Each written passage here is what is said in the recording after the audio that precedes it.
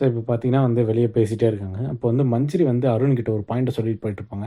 நம்மளுமே வந்து ஸ்ட்ரைக் பண்ணலாம் அப்டின்ட்டு. அது அருண் நல்லா வந்து ப்ராசஸ் பண்ணிட்டு அத வந்து ஜாக்லின் கிட்ட சொல்லிட்டு இருக்காரு. நம்மளால வந்து ஸ்ட்ரைக் பண்ண முடியாது. ஆக்சுவலா வந்து நம்ம ஓனர் கிடையாது. நம்பவுமே வந்து இவங்கள மாரி வொர்க்கர்ஸ் தான். ஸ்ட்ரைக் பண்றதா வந்து அவங்க தான் பண்ணணும். இல்ல ஆஃபீஸ் ஐ மீன் கம்பெனி பூட்டி வைக்கணும் ஓனர் தான் பண்ணணும். ஸோ நம்மளுமே இங்க வொர்க்கர் தான். நம்மளால எதுவும் பண்ண முடியாது. பண்றதா இருந்தா 2 பேருமே வந்து ரெஸ்ட் ரூம் போவாதீங்க. அப்போ சப்போஸ் அவங்களுக்கும் ரெஸ்ட் ரூம் வந்துருச்சு, நம்ப ஆளுக்கும் 2 ரெஸ்ட் ரூம் வந்துச்சுன்னா, அடக்கிட்டு உட்காருங்கன்னு சொல்ல முடியாதுன்ட்டு ஒரு நல்ல பாயிண்ட் எடுத்து வைக்கிறாப்ல. ஸோ, இப்போ வந்து பார்த்தீங்கன்னா, நல்லா ஓடிட்டு இருந்த சைக்கிளின் வந்து சௌந்தர்யா உடைச்சிட்டு இருப்பாங்க. செயின் அவுந்துட்டுருக்கும். அதான் வந்து எல்லாரும் காமெடியா சொல்லிட்டு இருப்பாங்க. இத்தன நாளா உடையாது, வந்து 1/2 மணி நேரத்திலேயே வந்து உடைச்சிட்டு இருப்பாங்க. ஸோ, அதுக்கப்புறம் இன்னொரு சீன்ல பார்த்தீங்கன்னா, நம்ப தீப் ஐ மீன் நம்ம ரஞ்சித்தும், அப்புறம் ராணுவும் வந்து வெஷல் வாஷிங் முடிச்சிருப்பாங்க. அத முடிஞ்சிச்சா அப்படின்னு சொல்லிட்டு பேசிட்டே வருவாங்க. அதில வந்து ரஞ்சித் வந்து ஜாக்லின் பார்த்து, முடிஞ்சுமா வேற எதனா வேலை இருக்குதான்னு கேட்கறதுக்கு வந்திருப்பாரு. அப்புறமா வந்து இவங்க வேலை குடுத்துருவானுங்கன்னு சொல்லிட்டு கம்முனே போயிட்டாரு. இத பார்க்கும்போது நம்மளுக்குமே தோணும். வயசான காலத்தில எங்கனா கம்முனு உட்காரணும். எதனா சண்டை போடுறதுன்னா பாயிண்ட் மட்டும் பேசிட்டு போணும்.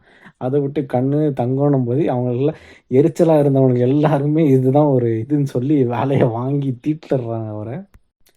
தர்ஷிகாவுக்கு பாவம் நேத்து பர்த்டேவாம்.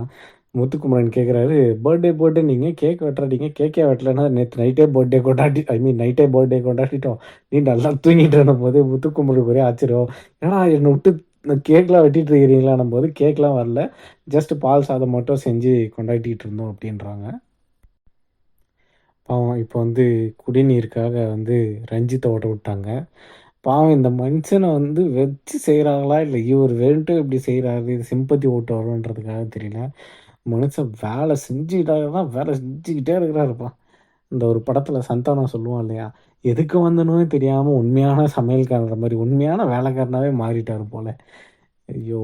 பாவம். அவர பார்க்கும்போது பாவமா இருக்குதுங்க. ஒரு பக்கம் வயசானவரு. அவர எங்கனா ஓரமா உட்கார வைங்கயா. ஸோ இப்ப தான் வந்து பார்த்தீங்கன்னா, வெசல் வாஷிங்கில வந்து முடிச்சுட்டு வந்திருப்பாரு. முடிச்சுட்டு வந்தீங்கன்னா, கொஞ்ச நேரம் ஒரு 10 நிமிஷம், 1/4 மணி நேரம் ரெஸ்ட் எடுத்திருப்பாருன்னு நெனைக்கிறேன். இல்ல 1/2 மணி நேரம் ரெஸ்ட் எடுத்திருப்பாருன்னு நெனைக்கிறேன். உடனே வந்து வாங்க சைக்கிள ஓட்டுங்க, குடிநீருங்கன்னு வுட்டாங்க. ஐயோ!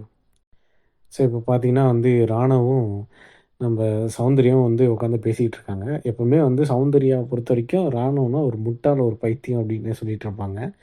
ஸோ இப்போ வந்து அவங்கள கூப்ட்டு வந்து பேசிட்டு இருக்காங்க. இந்த மாரி வந்து முத்துக்குமரன் பார்த்தீங்களா, அந்த சார், மேடம் வந்து வெளி உலக பிரச்சனையோட வந்து கனெக்ட் பண்றான். அப்படி பண்ணக்கூடாதுன்னும்போது, ராணுவ சொல்றான், "இந்த மாரி அது நான் தான் வந்து கொண்டு வந்தேன். நான் தான் பேசணும்னு சொன்னேன்." இப்போ அதனால வந்து சொல்றாங்க சௌந்தர்யா, "நீயே பேசினாலும் உனக்கு ஒரு பாயிண்ட் இருக்கும்ல. அதுதானே நீ அங்க எடுத்து வைக்கணும்." அவன் எடுத்து வைக்கும்போது வந்து பார்த்தோன்னா, வெளி உலகத்தில கனெக்ட் பண்ணும்போது, "ஏன்டா இவன் இப்படி பேசிக்கிட்டு இருக்கான்னு தான் தோணுது. அவன் வந்து உங்களுக்கு எல்லாமே சேர்த்து நம்மளுக்கு எல்லாருமே சேர்த்து வலைய விரிக்கிறான். அதில வந்து நம்ம விழக்கூடாது." அப்படின்னு சொல்லி பேசிக்கிட்டு இருக்காங்க. ஸோ முத்துக்குமரன் வந்து பார்த்தீங்கன்னா, நான் சொன்னது தான் நீங்க சொல்லணுன்றது கரெக்ட்டு தான். அவர் அப்படிதான் நெனைக்கிறாரு. தப்பில்ல. பட் இருந்தாலுமே வந்து மத்தவங்களுக்கு வலைய விரிக்கிறாருன்னு கேட்டா, அவருடைய கேம் ப்ளே தான் பண்றாரு. நான் தப்பு பண்றேன். அதில வந்து இவங்கலாம் மாட்டுவாங்கன்னுலாம் ஒரு அப்படி பண்ற மாரி எனக்கு எதுவும் தெரியல. பட் சௌந்தர்யா அப்படிதான் சொல்லிட்டு இருக்காங்க. ஸோ இது நடுவுல வந்து எங்கெங்க இடம் கிடைக்குதோ, அங்கங்க வந்து நம்ம தர்ஷிகா வந்து விஷால் கிட்ட பேசணும்னு சொல்லி அ பண்ணியிருப்பாங்க போல. அதுக்கு அன்ஷிதா பார்த்து கடுப்பாயிட்டு, மேம் இவங்களுக்கு வந்து அதாவது பக்கத்தில ஜாக்லின் இருக்காங்கன்னு நெனைக்கிறேன். ஜாக்லின் கிட்ட சொல்லிட்டு இருக்காங்க. இவங்க 2 பேரும் பேசினோமா தனியா விடுங்க அப்டின்ட்டு இருக்காங்க. இத பார்க்கும்போது ஐயோ! எங்கள தனியா விடுங்கன்ற மாரி தான் இருந்துச்சு.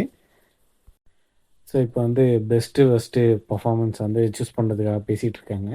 நடுவுல வந்து நார்மலா தான் போயிட்டு இருந்துச்சு. நான் ஸ்கிப் பண்ணிட்டேன். ஸோ நார்மலா தான் போச்சுன்னு நெனைக்கிறேன். ஸோ இப்போ வந்து பார்த்தீங்கன்னா, ஸ்வாப்ல வந்து ரஞ்சித்தும், ராணவும் வர மாரி பேசிட்டு இருக்காங்க. அப்படி அவங்க வந்தாங்கன்னா வந்து பெஸ்ட் பெர்ஃபார்மன்ஸ் வந்து விஷால் இல்ல ராணவ்.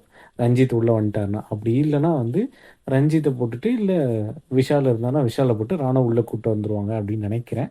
ஸோ இப்போதைக்கு இவங்க 3 பேர் அடிபட்டுருக்குது. ரஞ்சித்து, விஷாலு, அப்புறம் ராணவ். Sorry rayon. ஸோ இவங்க 3 பேரு. இப்பயாவது ரஞ்சித்துக்கு எதனா குடுங்கப்பா! பாவம் வேலை செஞ்சுக்கிட்டே இருக்கிறாரு மனுஷன் அப்டின்ற மாரி தான் எனக்கு தோணுது. உங்களுக்கு என்ன தோணுதுன்றத கமெண்ட் பண்ணுங்க. பேசுவோம்.